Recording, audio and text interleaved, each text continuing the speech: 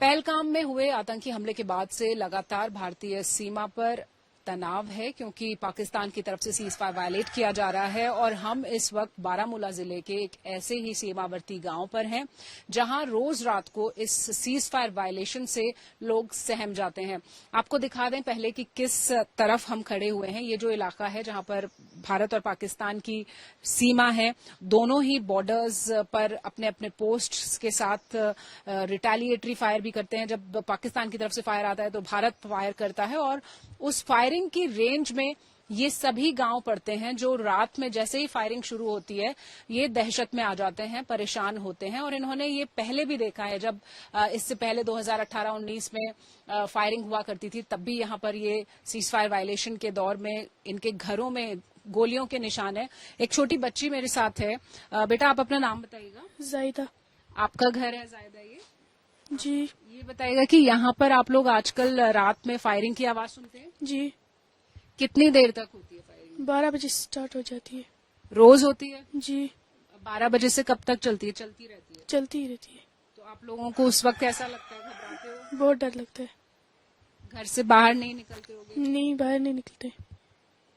यहाँ पे हम देख रहे हैं कि निशान है, वो किस चीज का निशान है? आप थोड़ा दिखाइएगा। गोली का निशान है। ये जो निशान हमें दिखाई दे रहा है ये गोली का निशान है? जी। और ये पुराना है? जी। और इसके अंदर अभी गोली भी हमको दिखाई दे रही है? जी, गोली है इसके अंदर। जी।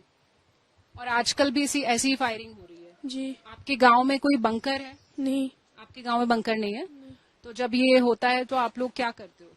ऐसे ही रहते, घर में ही रहते। अच्छा, तो जायदा हमें बता रही है कि ये जो पूरा इलाका है ये सीज फायर वायलेशन में सबसे ज्यादा प्रभावित इलाकों में से एक है, क्योंकि यहाँ पर तमाम गांव हैं।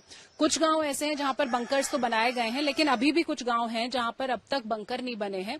ऐसे में ये लोग घबराए हुए हैं, परेशान हैं कि जब रात को सीज फायर वायलेशन होता है या फिर सिचुएशन और ज्यादा खराब होती है, ऐसे में ये कहां जाएंगे अपनी जान बचाने के लिए। और ये आप देख सकते हैं जो गोली का निशान है, मेरे कैमरा पर्सन नासिर दिखाएं कि ये पुराना सीज फायर वायलेशन, जब 2018-19 के वक्त भी सीज फायर वायलेट किया जाता था पाकिस्तान की तरफ से, ये निशान तब का है। और ऐसे यहाँ के तमाम घरों में ऐसे सीज फायर वायलेशन के दौरान गोलियों के निशान हैं।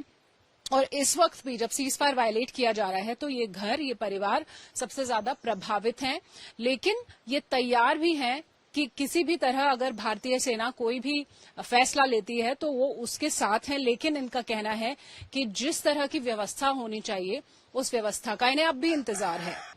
इस वक्त हम मौजूद हैं भारत और पाकिस्तान सीमा के आखिरी गांव पर, जहां हर दिन सीज फायर वायलेशन से लोग परेशान तो हैं, लेकिन पाकिस्तान के आतंक का खात्मा भी चाहते हैं। आपको दिखाएंगे कि हम इस वक्त उस जगह पर हैं जो हाजी पीर सेक्टर का इलाका है। ये जो रिज लाइन्स आपको दिखाई दे रही हैं, ये 2 रिज लाइन है, जिसमें से एक भारत की है और दूसरी पाकिस्तान की। तो इतना करीब है ये पूरा इलाका लाइन ऑफ कंट्रोल से। और इसके आगे भारत के डिप्लॉयमेंट्स हैं, फौजी बंकर्स हैं। और यहाँ पर जो गांव के लोग हैं उनका कहना है कि वो पिछले 12 दिनों से लगातार रात को गोलियों की आवाज से दहशत में रहते हैं। कुछ गांव ऐसे हैं जिनमें बंकर्स हैं, वो बंकर्स में शरण लेते हैं। लेकिन कुछ जो लोग हैं उनका कहना है कि अभी भी यहाँ पर कुछ गांवों को बंकर्स की दरकार है। लोगों को अवेयर किया जा रहा है, जागरूक किया जा रहा है। जो मॉक ड्रिल्स हैं उनमें ये बताया जा रहा है कि अगर कोई भी बड़ा एक्शन होता है भारतीय सेना की तरफ से तो किस तरह से उस पूरी सिचुएशंस में आपको अपने आप को सुरक्षित रखना है। तो ये जो गांव के इलाके हैं जो सबसे ज्यादा सीज फायर वायलेशन का दंश झेल रहे हैं, वो ये बता रहे हैं कि पिछले 12 दिनों में लगातार सीज फायर वायलेशन हुआ है, लगातार गोलियों की आवाज आती है और उनके छोटे बच्चे सहम जाते हैं। लेकिन वो ये चाहते हैं कि जो भी कुछ आतंक के खिलाफ किया जाना है वो किया जाए, ताकि इन्हें बार बार के सीज फायर वायलेशन से, इस दहशत से मुक्ति मिल सके और ये भी अपना जीवन बेहतर रख सके।